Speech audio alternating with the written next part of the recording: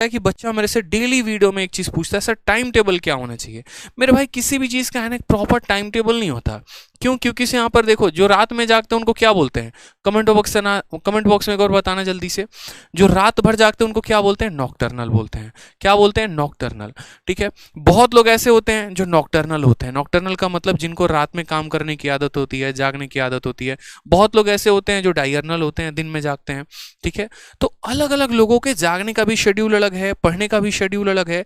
तो हम इसमें ऐसा कर ही नहीं सकते मेरे भाई कि ऐसा शेड्यूल बना ले जो सब फॉलो करें।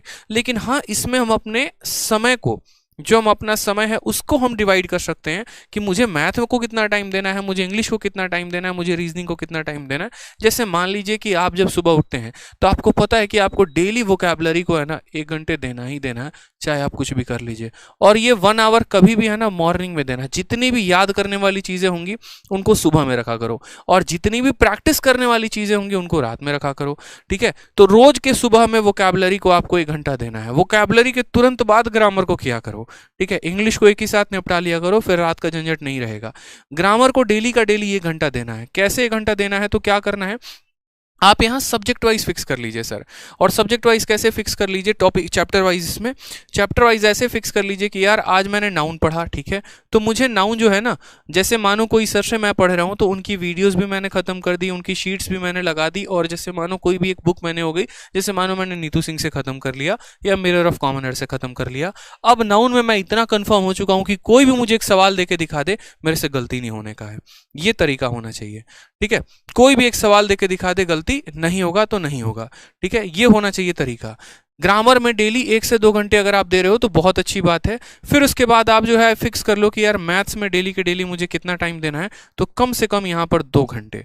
2 घंटे क्यों यहाँ पर? जिसमें आप 1 घंटे अरिथमेटिक को दे सकते हो, 1 घंटे एडवांस को दे सकते हो अगर आप अलग अलग पढ़ रहे हो तो। और अगर आप अलग अलग नहीं पढ़ रहे तो आप सीधा 2 घंटे किसको दे दो? सीधा का सीधा एक ही टॉपिक। जैसे पहले अरिथमेटिक से शुरू कर रहे हो तो अरिथमेटिक से ही कर दो कि आज हम परसेंटेज पढ़ रहे हैं। फिर परसेंटेज पढ़ने का तरीका क्या होगा? तो जैसे मानो कोई भी आपने एक चैप्टर पढ़ा, तो वो चैप्टर की वीडियो आपने देखी, फिर उसकी आपने शीट लगाई, और उसी चैप्टर की जैसे मैंने जो कहा ना 2400 ई बुक, इसको लगा लेना। क्यों? क्योंकि इसमें सारे लेटेस्ट क्वेश्चन है, फर्जी सवाल एक भी नहीं है। फर्जी एक भी नहीं है तो समय आपका कहीं भी जाया नहीं करेंगे। इस तरीके से करके चैप्टर खत्म करना है। परसेंटेज पढ़ने के बाद परसेंटेज को पूरा ई बुक से लगा लेना है। प्रॉफिट लॉस पढ़ने के बाद प्रॉफिट लॉस लगा लेना है। कंपाउंड इंटरेस्ट पढ़ने के बाद ऐसे लगा लेना है। और ऐसे करते करते पूरा का पूरा जो अपना सिलेबस है वो कंप्लीट कर लेना है मेरे भाई। ठीक है। सेम तरीके से यहां पर देखोगे तो रीजनिंग को कम से कम डेली के डेली यहां पर, जब तक आपका सिलेबस ना कंप्लीट हो जाए। हालांकि रीजनिंग का सिलेबस बहुत जल्दी कंप्लीट हो जाता है, तो जब तक सिलेबस कंप्लीट नहीं होता है तब तक आपको डेली 1 घंटा देना है। यहां पर इस बात का ध्यान रखिए, 1 से 2 घंटा आपको देना ही देना है। ठीक है। और वहां पर आपको सारे टॉपिक वाइज यहां पर अपने टॉपिक को कंप्लीट करना है। जैसे आज आप टारगेट कर लो कि अगले 3 दिन के अंदर मुझे कोडिंग डिकोडिंग खत्म कर लेना है या सिलोगिज्म खत्म कर लेना है। जहां से भी आप पढ़ते हैं, जो भी क्लास आप अटेंड करते हैं, चाहे आपने विक्रमजीत सर का बैच ले रखा है या आप उनसे यूट्यूब पर पढ़ते हैं, तो आप उनसे पढ़ के उसके बाद उनकी शीट्स लगाइए और उनकी बुक लगाइए। आप ऐसे प्रैक्टिस कर सकते हैं। इसके अलावा कोई और सोर्सेज भी है आप तो उसको आप टॉपिक वाइज और चैप्टर वाइज कंप्लीट किया करो, ये ज्यादा फायदा होगा आपको। ठीक है। और रीजनिंग के बाद जीएस के लिए बहुत लोगों का मिथ यहां पर हो रहा है ना जीएस के लिए कि हम कैसे करें क्या करें। तो मेरे भाई इतना ध्यान रखो ना, पढ़ना तो पड़ेगा, चाहे कुछ भी कर लो, पढ़ना तो पड़ेगा। ठीक है। आपको पूरा पढ़ना पड़ेगा, आपको पूरा पॉलिटी पढ़ना पड़ेगा, आपको पूरा ज्योग्राफी पढ़ना पड़ेगा, पूरा आपको हिस्ट्री पढ़ना पड़ेगा। आपको जो करना है कर लीजिए जनाब, लेकिन पढ़ना तो पड़ेगा। ठीक है। आपको अगर यही नहीं पता है कि अगर राष्ट्रपति के गैर हाजिरी में कौन सभा को बुला सकता है या राष्ट्रपति के पद को कौन संभाल सकता है, क्या फायदा आपका, ये बताओ। ठीक है। तो ये छोटी छोटी चीजें हैं, आपको जीएस करना है तो आपको कंप्लीट करना है। आप एक बार प्रॉपर तरीके से उसकी मदद ले सकते हैं। मैंने सीजीएल की जो मेरी स्ट्रेटजी की वीडियो है उसमें मैंने प्रॉपर बता रखा है कि जीएस में कौन से सब्जेक्ट को आप कहां से पढ़ सकते हैं, और वो सारे वीडियोस फ्री हैं। ठीक है। हमारे चैनल पर भी यहाँ पर जो है पूरे के पूरे आपको जीएस कराया जा रहा है, तो आप यहाँ से भी पढ़ सकते हैं। और इसके अलावा आप सैटरडे और संडे यानी 5 दिन सिर्फ और सिर्फ पढ़ाई करिए और 2 दिन आप रिविजन करिए। सैटरडे और संडे को पूरा प्रॉपर तरीके से रिविजन करिए। संडे को आप एक मॉक टेस्ट भी दीजिए। चाहे मैटर नहीं करता जनाब कि आपको संडे के मॉक टेस्ट में कितने आ रहे हैं, बट संडे को आप मॉक टेस्ट दीजिए ही दीजिए।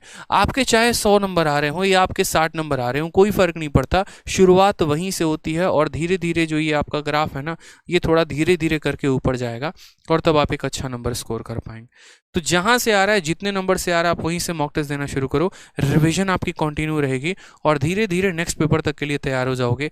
वो गलती मत करना जो बाकी सभी स्टूडेंट करते हैं, पेपर के 30 दिन बचे हुए होते हैं तो सर्च करते हैं यहाँ पर आके last 30 days strategy to crack the exam. ये गलती नहीं करना है, ठीक है। और मॉक टेस्ट में क्या करना है, तो कोई कंपनी का मॉक टेस्ट नहीं लगाना, प्रीवियस ईयर के लगाने हैं। जैसे पहले 2019 के प्री खत्म कर दिए, फिर 2020 के प्री खत्म कर दिए, फिर 2021 के प्री खत्म कर दिए। तो इस तरीके से आप यहाँ पर मॉक टेस्ट पे काम करेंगे जनाब, ठीक है।